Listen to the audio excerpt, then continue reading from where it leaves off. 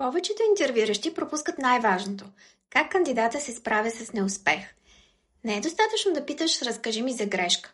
Ето какво да направиш вместо това. Първо, използвай въпроси, които създават психологически контраст.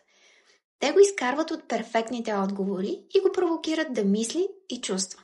Например, разкажи ми за момент, в който не постигна очакванията на екипа или менеджера си. Какво стана?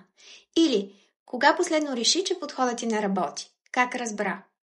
Разкажи за проект, който започна с ентусиазъм, но в крайна сметка не даде резултат. Какво направи след това? Второ, обръщай внимание не на съдържанието, а на нюансите. Това е ключовото.